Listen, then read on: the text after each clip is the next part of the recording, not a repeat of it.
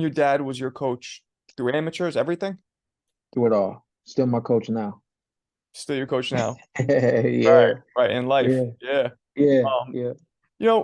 so in the final fight against Bud, right, your dad stops a fight. And I know you've probably been asked all this shit 1,000 times, so forgive me, but it's our first time talking. So when he stops a Yeah. fight against Bud, you were okay with it? Were you upset? I What? was just a little confused. That definitely was just it was the first knockdown was a moment, led to the second knockdown, which ended up becoming a bigger moment, which led to my dad stepping on the apron, which became another moment. And I mean, it was a lot of mixed emotions. And I would say probably the most relevant, the moment that was present the most was probably confusion, just through it all, You were yeah. confused. Because, I Yeah. saw, and I can relate to the dynamic between a father and a son. And I saw in some of the footage of you preparing for that fight, your dad would jump in and be like, would stop him, like, no, you're not listening to me, and would kind of start like almost scolding you, right? And it seemed like he kind of did that at the end of this fight. And did you feel that? Did you feel like it was almost him being like, no, you should have listened to me? And he was kind of more about what Well, you that's been our dynamic since I was a kid. always been You know, like that. I was just telling somebody the other day, like I spent my whole childhood crying at the boxing gym, not because he was mentally or emotionally abusive or verbally abusive or anything like that, but as a kid, what you guys saw in the ring on fight night, I've been experiencing that since I was a kid because he's a grown man and I don't think my dad truly knew how to separate speaking to me as a kid with, speaking to me. By the time you guys see what's happening in the ring on fight night against Bud, I mean that was that was a part of life, So um I think the things that people uh see and the way that they perceive things are much different than I see them and perceive them simply because it's routine for the sake of Right. words at this point. Yeah. Well, like, so in the press conference, when you announced your retirement suddenly, was that your way of being like, I control my own shit, Dad? And because he didn't know about it? Or was that's kind of what I got from it. No, actually not. That retirement was something that I felt was in place before I fought Errol. And I don't know if you've seen interviews, but after I fought Errol, I mean, I'm sitting in my room just trying to figure out, hey, how do I tell my dad that I want to retire? And my spirit was just telling me that there was something else out there for me, you know. And honestly, once my spirit recognized that it was Bud, like it was really eyebrow raising to me. It's no secret that he and I are friends, and it should be no secret that he and I had a conversation years prior to us fighting, where I said, "Hey, man, you moving up to 147? Let's not allow anybody to force us to fight. If we fight, let's make it be because this is what we want to do." And I think at the end of the day, I did call him and text him a couple of times. I'm not gonna say a whole bunch of times, but I called and texted him a couple of times. Hey, you ready for this? Hey, is it time? And then once the WBO stepped up and mandated it, I kind of lost track of our agreement and just kind of went for it, So Right. when I'm at the press conference announcing my retirement, it was because I was fulfilled in that Okay. moment. Okay. And I think that that's something that people can't connect to, so they still want to see me in the ring. They can't connect to my fulfillment as a professional boxer, making it through all of these challenges and making it through all of these fights Right. and still being here with a great deal of health. I'm not gonna say I'm 100%, but I got a great deal of health, and I'm appreciative, man, and I'm blessed and fulfilled through it all. Hey, listen, man, in the last fight didn't look too good for my dad and I as a team, but at the end of the day, I wouldn't be what I was because of my dad, and he knows that, and I Well, know that. I gotta disagree slightly. You were winning that fight.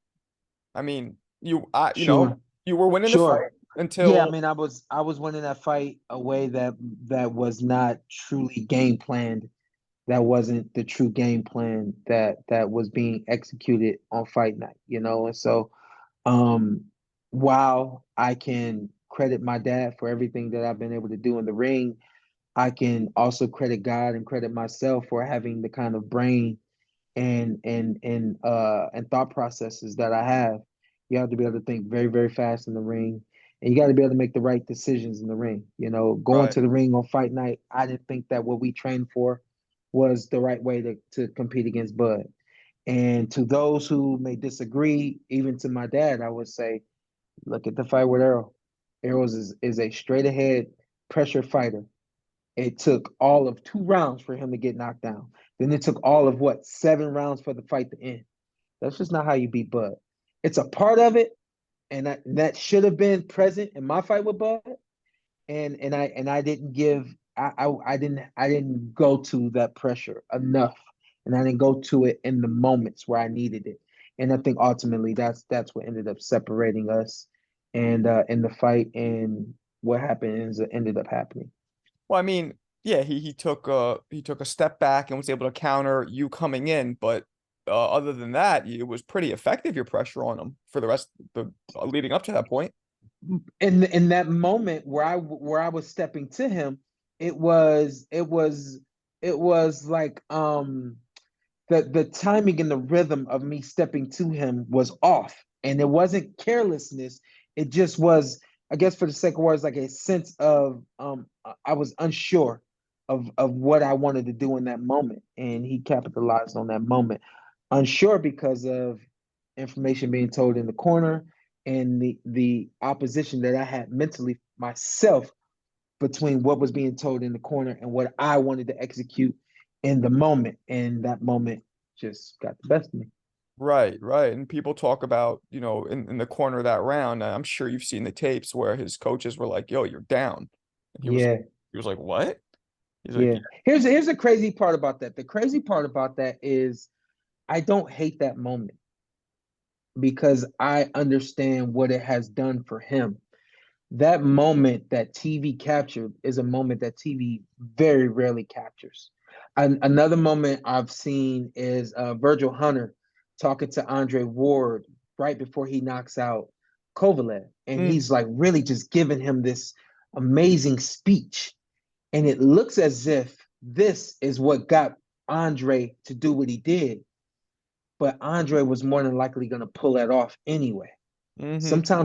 Sometimes it may take us hearing these things, but essentially we have it in us and we're going to do it regardless, you know. And Right. so I just feel like even in that moment, it was a moment that TV caught, and TV caught his best moment, and then TV ended up catching my worst moment.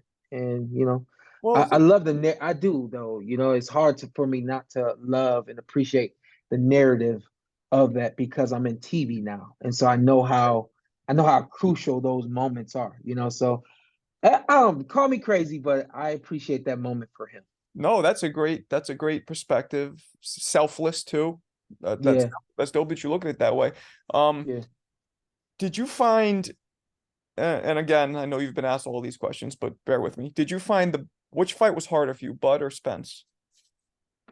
They both were hard in their own respects, but here's the thing: the Arrow fight was harder physically. The Bud fight was harder mentally. Bud just you got to outthink him, and he doesn't. The boy didn't give me nothing. Like he just,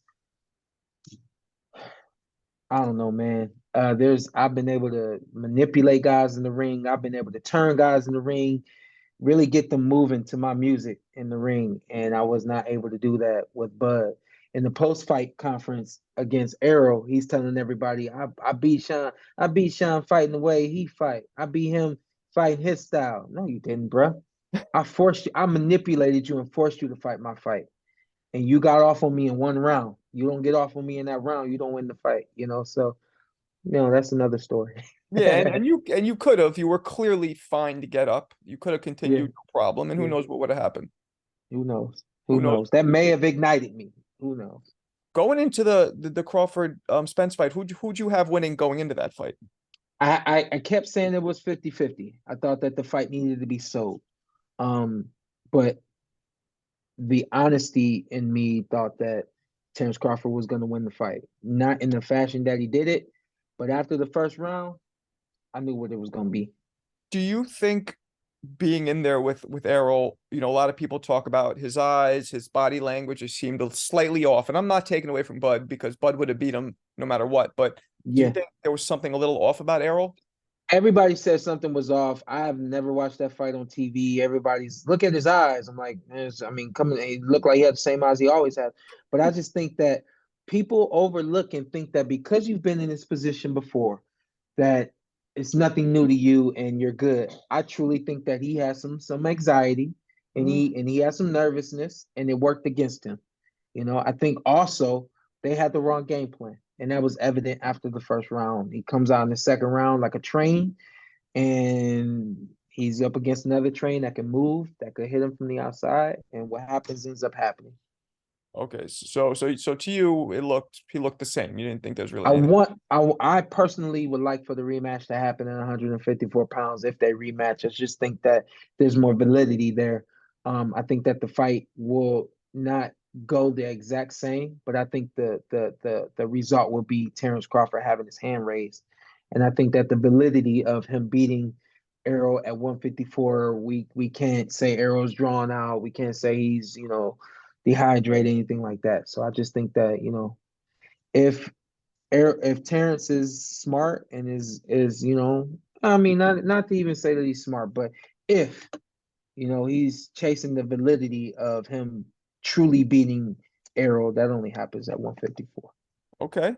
Um, do you think that the youngster out of Philly, Boots, has a chance to beat either of those two guys right now? Errol, yes. Terrence, no. I think Terrence is still a fresh body in the ring.